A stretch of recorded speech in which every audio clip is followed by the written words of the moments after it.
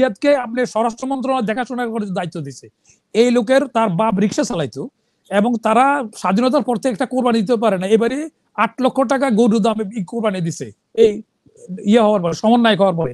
রিয়াজ কাদের মির্জার ডাইন হাত ছিল এবং কাদের মির্জার জন্য ওখানে আলমগীর এসপি, নোয়াখালীর এসপি ছিল, তার রিপোর্টের ভিত্তিতে ইলেকশন করার আগে তারে ওইচডি করে পাঠাই দিল।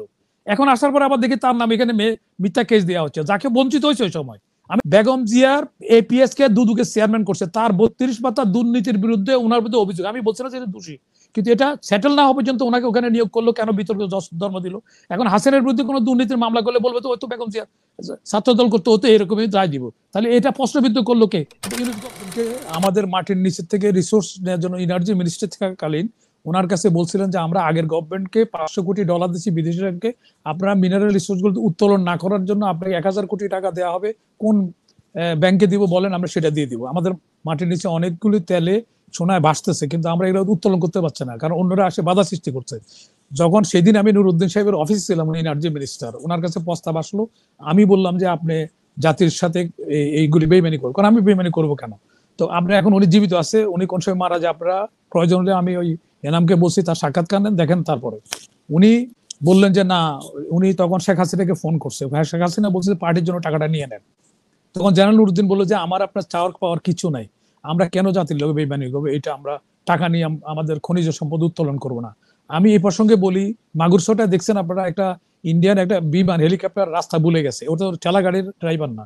এর কয়দিন পরে মাগুরসোটা আগুন লাগছে, সেব্রনের টাকা দিয়ে দিচ্ছে তারা যে তুমি এটা উত্তোলন করো না, উত্তোলন করলে তোমার যে 4000 কোটি টাকা তোমার টেন্ডারে হয়েছে, তুমি উত্তোলন না করলে 8000 কোটি টাকা দেওয়া হবে। কেন দেওয়া হবে? আমাদের বাটির দেশ, ওখানে পাইপ লাইন নিচে দিয়ে আন্ডারগ্রাউন্ড নিয়ে তারা ফেনী নদীর পানি যেভাবে নিয়ে যাচ্ছে এটাও নিয়ে যাচ্ছে, তো ওটা তুললে তো তারা পাবে না, কারণ আমরা বাটির দেশ। তারপরে এই কিছুদিন পরে তার দপ্তরবিহীন করা হলো। প্রথমে কিন্তু ওনার লোক অভিনয় করলো শেখ হাসিনা, পরবর্তীকালে তারা দপ্তরবিহীন করে দিল। আপনারা নিশ্চয় মনে আছে যে নুরুদ্দিনের একবার দপ্তরবিহীন করছে। দপ্তরবিহীন করার পরে আমি ওনাকে বললাম যে আপনি চাইলে হেরশাদের সময় ক্ষমতা নিতে পারতেন, আপনি একজন মেয়ে আর আন্ডারে চাকরি করতেছেন, আবার একটা নেকটা নিয়ে ঘুরে বেড়াচ্ছেন গাড়ির মধ্যে লাগাইয়া, কয় তুমি ভালো করে চিন্তা করো আমি পদত্যাগ করবো কিনা। পরে যখন থেকে উনি পদত্যাগ করবে তখন তাকে আবার সায়েন্স এন্ড টেকনোলজি মিনিস্টার করলো। এটা নিশ্চয় আপনারা জানেন, এটা রেকর্ড দেখছেন আপনারা। তো আমি এই প্রসঙ্গে বললাম যে এই যে এখন যেই লোকটা এরকম একটা নেতৃত্ব প্রত্যেকে স্বীকৃতি চায়, কিন্তু আমাদের এই ঘোষণাপত্রে জেনারেল নুরুদ্দিনের ভূমিকাটা উল্লেখ করা হয় নাই, এবং যারা মারা গেছে তাদের কথা উল্লেখ করা হয় নাই। তো এখানে আমাদের এখন পর্যন্ত আমরা এমন দুর্ভাগা জাতি, আমাদের কয়জন মুক্তিযোদ্ধা কয়জন রাজাকার এই লিস্ট আমাদের কাছে নাই। পরিসংখ্যান আমার কয়জন গ্রাজুয়েট লোক আছে সেটা সঠিক পরিমাণ নাই। তো এটা অন্য অন্য রাজনীতিবিদরা মূর্খ, বেশিরভাগে মূর্খ লোকের আসে রাজনীতি করতে, কিন্তু আমরা এই ইলেক্ট সোসাইটির কাছে, ডক্টর ইউনূসের কাছে আমরা এটা আশা করিনি।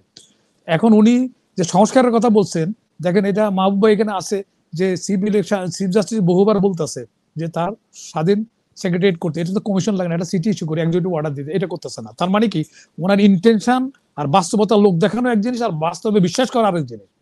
তো এখন উনি এটা কেন করতেছেন, ওনার উত্তরে আমি এই অনুষ্ঠানের মাধ্যমে জিজ্ঞাসা করতে চাই কেন নাই। হ্যাঁ, কেন এটা এখন ওনার স্বাধীন করে সচিবালয় কেন দিলেন না বিচার ইয়েকে?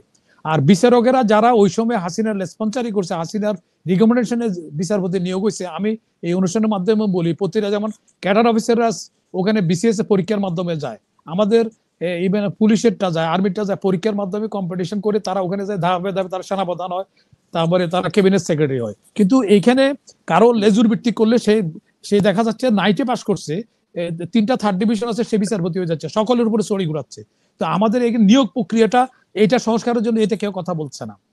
তারপরে এই যে আমাদের অনেকগুলি অন্যায় হচ্ছে, অনেক সময় আমরা পাকিস্তানে দেখছি প্রধানমন্ত্রীকে বরখাস্ত করছে জুডিশিয়ারি। তাহলে এই জুডিশিয়ারি যে অন্যায়গুলি হচ্ছে, খুনাখুনি হচ্ছে, তারা জুডিশিয়ারি একটা কোনো শো মোটো দেয় নাই। এখন 1 বছরের মধ্যে যে লোকগুলি অ্যারেস্ট হচ্ছে তার হিয়ারিং করতে তারা বিব্রত হচ্ছে। আপনি বেতন খাবেন, আপনি যদি আমরা দায়িত্ব পালন না করে, এটা দায়িত্ব অবহেলা এখানে আছে, তাহলে জুডিশিয়ারিরা কেন বিব্রত হবে কেন?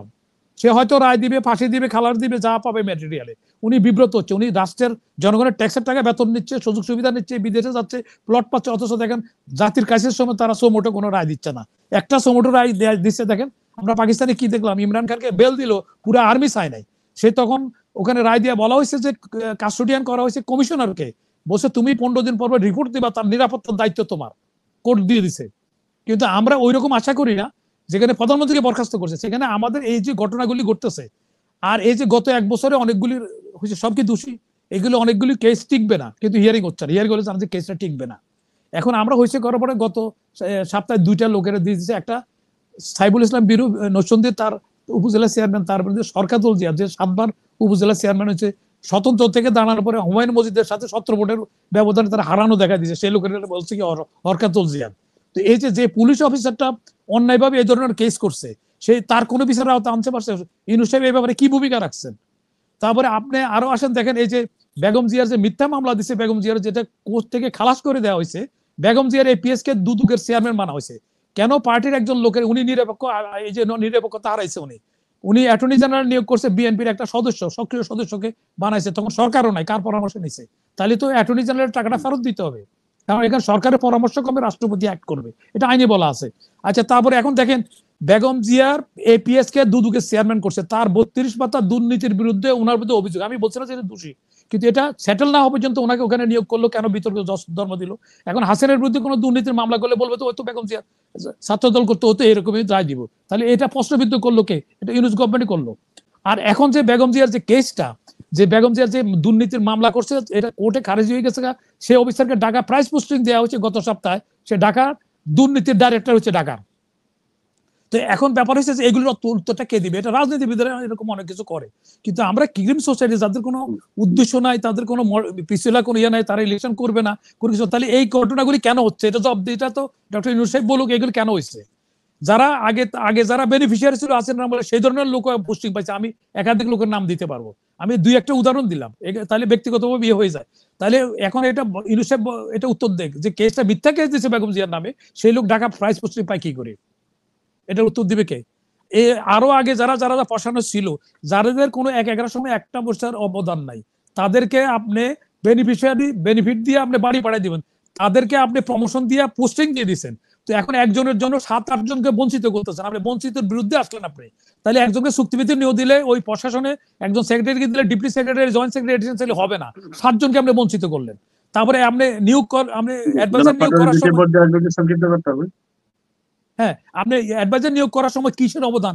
এই আমাদের এই আন্দোলনের মধ্যে কার কি ভূমিকা ছিল দেখেন, 2-1 জন ছাড়া তাদের কিসের ভিত্তিতে নেওয়া হলেন? যারা একটা সেকশন অফিসারও না, যার জন্য কোনোটাই ওয়ার্ক করতেছে না। আপনি যে লোকের ছাগল দিয়ে তো মসুর গাড়ি টানতে পারবেন না, যে যেটার জন্য ফিট, যাকে প্রাকৃতিকভাবে সেভাবে সৃষ্টি হয়েছে, এগুলি এনজিও লোকেরা আনছেন, তাহলে কিভাবে পারফরমেন্স হবে? এখন আর ইলেকশন কমিশন ইলেকশন করবেন, ইলেকশন কমিশন যারা রাতের পর দিনে করছে, একটা লোক কি সাকসেসফুল হয়েছে? নতুন ব্লাড আনবেন, অনেক লোকের নিয়োগ দেওয়া হয়েছে। আচ্ছা, তারপর আরেকটা জিনিস হলো, রিয়াদকে আপনি স্বরাষ্ট্র মন্ত্রণালয় দেখাশোনা করার দায়িত্ব দিচ্ছে। এই লোকের তার বাপ রিক্সা চালাইতো, এবং তারা স্বাধীনতার পর থেকে একটা কোরবানি দিতে পারে না, এবারে 8 লক্ষ টাকা গরু দামে কোরবানি দিছে এই ইয়ে হওয়ার পরে, সমন্বয় হওয়ার পরে।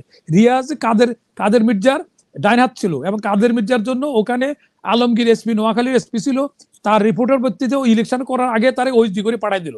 এখন আসার পর আবার দেখি তার নাম এখানে মিথ্যা কেস দেওয়া হচ্ছে, যাকে বঞ্চিত হয়েছে ওই সময়, আমি নাম মেনশন করে বলতেছি দায়িত্ব নিয়ে। তাহলে কাদের মির্জার রাইট হ্যান্ড, ওই যে আপনার মির্জা ওবায়দুল কাদেরের ভাই, সে এখানে পুরা ত্রাস রাজত্ব করছে, এবং রিয়াজ ছিল তার ডান হাত, যত রকমের আকাম কুকাম করতে রিয়াজকে দিয়েছে। তাকে কিন্তু তদারকি করার জন্য কোন মন্ত্রণালয়? স্বরাষ্ট্র মন্ত্রণালয় দেওয়া হয়েছে।